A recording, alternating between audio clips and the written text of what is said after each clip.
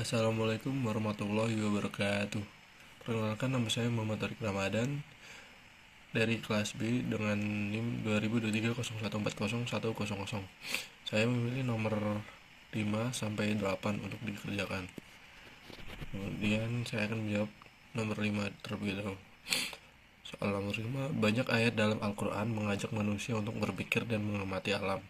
Pilih salah satu ayat Al-Quran yang berkaitan dengan fenomena alam, lalu jelaskan bagaimana ayat tersebut bisa dijadikan inspirasi dalam pengembangan sains dan teknologi. Dari surat Al-Ghasyiyah ayat 17-20 yang artinya, maka apakah mereka tidak memperhatikan unta bagaimana diciptakan, dan langit bagaimana ditinggikan, dan gunung-gunung bagaimana ia ditegakkan, dan bumi bagaimana ia dihamparkan. Yang mana intinya ayat ini mengajak manusia merenung dan mengamati alam semesta, mulai dari makhluk hidup seperti unta, lalu langit, gunung, hingga bumi.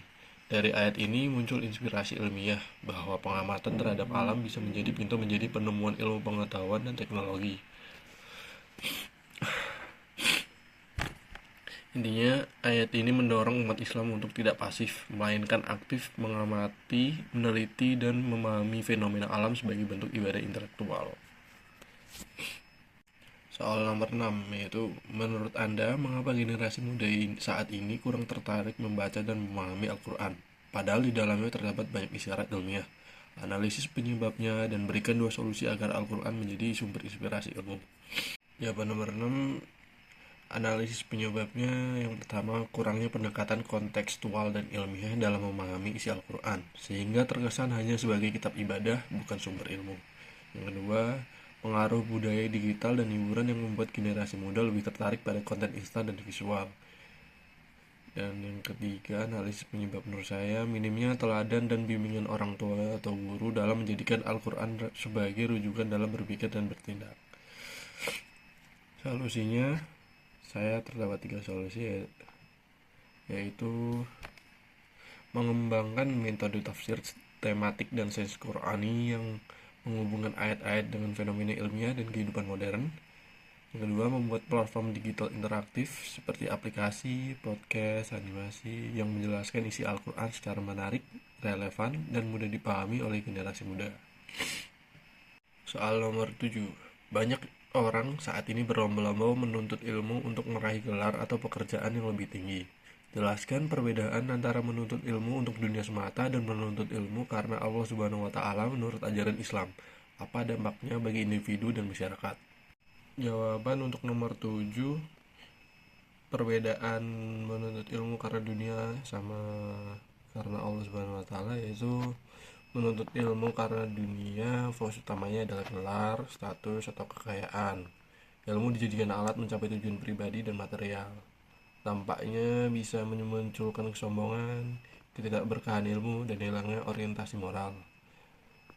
Sedangkan menuntut ilmu karena Allah, niat utamanya adalah untuk menggapai ridhonya, memberi manfaat bagi sesama, dan berkontribusi dalam kebaikan.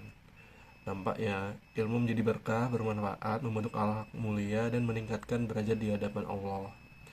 Soal nomor 8, di tengah kemudahan akses informasi dan ilmu di era digital, banyak orang terjebak pada informasi yang tidak valid, hoax. Berdasarkan prinsip keilmuan dalam Islam, bagaimana cara seorang muslim menyikapi hal ini agar tetap mendapatkan ilmu yang bermanfaat dan tidak menyesatkan? Jawaban nomor 8, menyikapi hoax dalam era digital menurut Islam yaitu 1.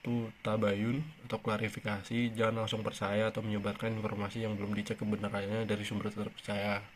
Kedua, mengikuti prinsip ilmiah, uji informasi dengan data, logika, dan referensi terpercaya, gunakan metode ilmiah dan hindari taklid buta. Yang ketiga, meminta ilmu dari sumber yang berkompeten dan amanah, seperti guru, ulama, akademisi, atau media yang halal yang telah terverifikasi.